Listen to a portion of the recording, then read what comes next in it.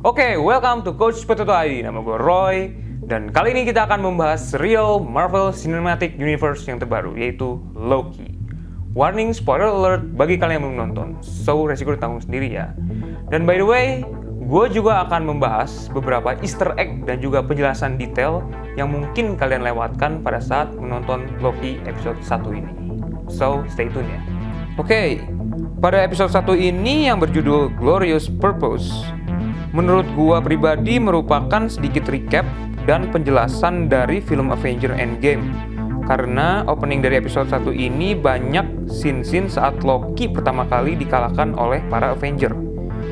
Cerita berawal dari kejadian di mana para Avengers mencoba untuk mengambil Tesseract dengan kembali ke tahun 2012 saat Loki dan Centauri menginvasi bumi.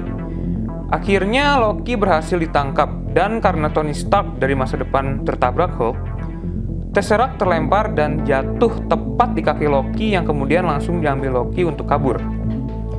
Tapi dia malah terdampar di gurun Gobi dan bertemu dengan para TVA Army. By the way, TVA sendiri merupakan singkatan untuk Time Variance Authority.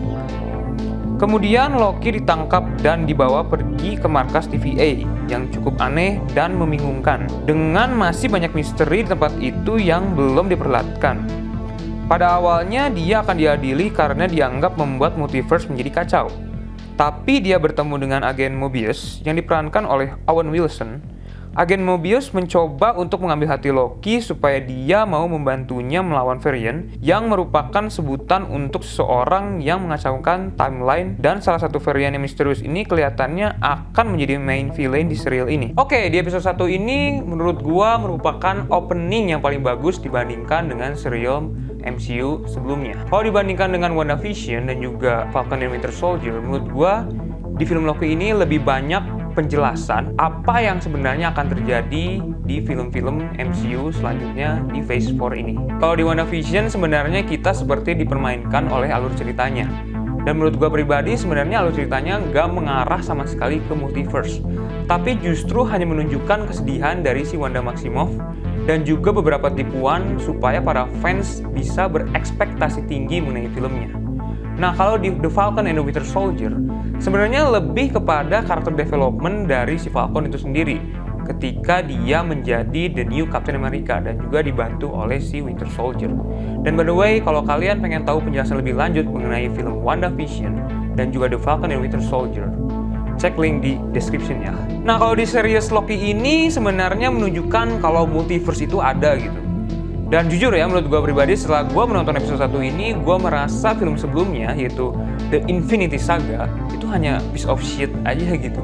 Ternyata di atas langit itu masih ada langit gitu. Jadi sebenarnya Thanos itu bukan ancaman yang berarti gitu. Jadi masih ada yang lebih powerful dari dia. Nah, sekarang gue bakal membahas detail-detail dan juga easter egg yang membuat gue cukup tercengang. Sepanjang episode 1 ini banyak sekali penjelasan mengenai multiverse dan juga bagaimana asal-muasal perang multiverse. Sampai akhirnya para timekeepers membuat satu timeline atau yang mereka sebut sebagai sacred timeline untuk membuat multiverse menjadi aman dan seimbang. Makanya para army TVA ini bertugas untuk menangkap para variant yang dianggap menjadi ancaman multiverse. Setelah itu mereka selalu meriset waktu dengan alat atau device agar semuanya terjadi seperti seharusnya.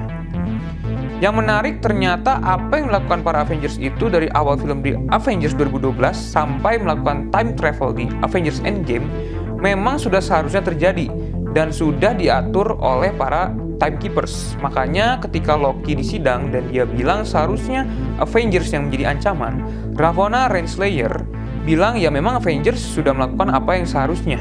Oke, jadi TVA sendiri waktu itu tidak berjalan seperti biasanya, dan bahkan mereka lah yang mengatur waktu itu. Kalian ingat gak sih sewaktu Agent Mobius lagi ngobrol sama Loki, terus Loki nanya, kenapa sih kalian nggak pernah ada sebelumnya? Terus Agent Mobius bilang ya karena memang kalian nggak perlu tahu tentang keberadaan kita gitu.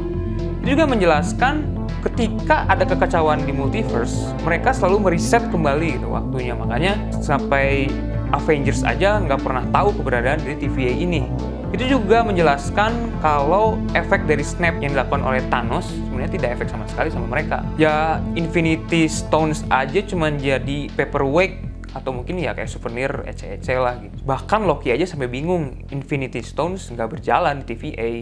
Nah, ini dijelaskan saat Loki menemukan ada banyak Infinity Stone yang cuma jadi pajangan doang dan menonton bagaimana kelanjutan kisah hidupnya yang pada akhirnya membuat dia sadar bahwa dia sebenarnya sangat kecil. Yang walaupun tadinya dia yakin bahwa semua yang dilakukannya merupakan keputusannya sendiri, tapi sebenarnya jalan hidupnya sudah dibuat dan dia harus mati. Gue sebenarnya agak creepy sama si Miss Minutes. Dia seakan-akan selalu tahu apa yang bakal diomongin oleh Loki.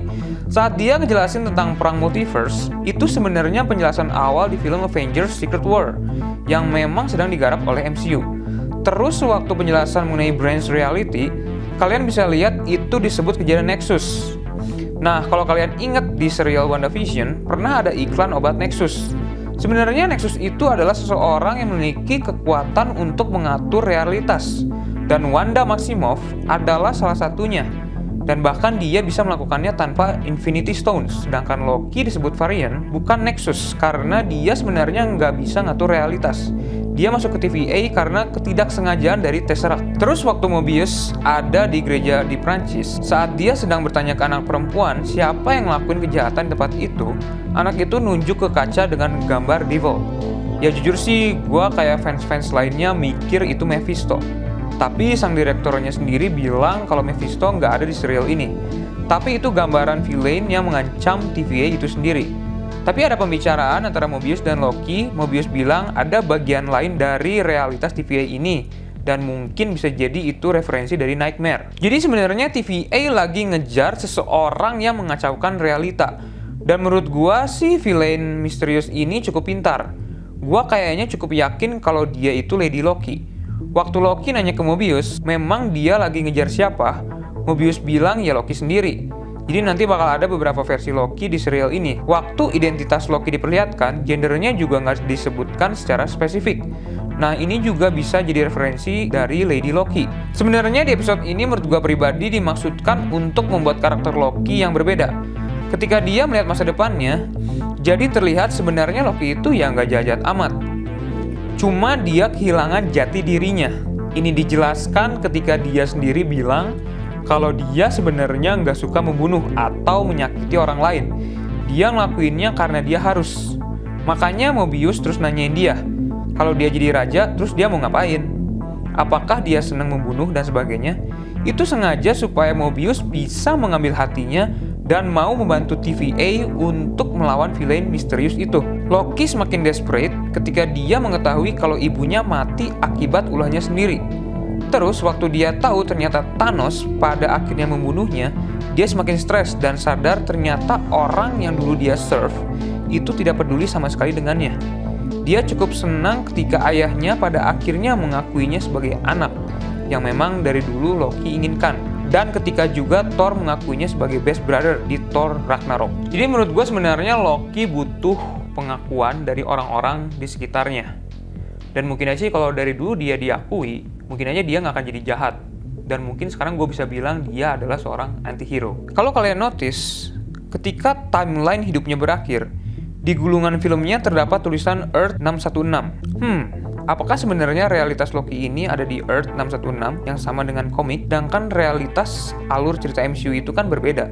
Terus gue sebenarnya nggak tahu ini benar atau enggak, tapi katanya salah satu varian yang ditangkap itu adalah Peggy Carter. Memang sekilas mirip sih, atau memang bisa jadi dia. Kalau misalkan benar, yang jadi pertanyaan adalah gimana bisa dia ditangkap TVA? Masa mungkin sih dia di realitas berbeda mengambil Tesseract? Terus juga ada varian di mana dia adalah Skrull.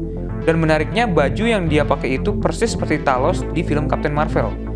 Mungkin gitu ada Skrull yang mau coba ngacauin realitas, makanya nanti terhubung ke film Secret Wars. Nah, ada scene saat Mobius menunjukkan isi dari markas TVA. Kalau kalian notice, kalian bisa lihat tulisan T282.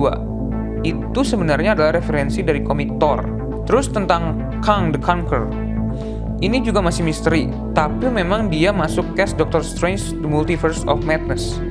Tapi katanya nggak bakalan muncul di serial ini sih, dan mungkin hanya penjelasan dan juga referensi. Mengingat film ini juga terhubung langsung ke film Doctor Strange The Multiverse of Madness.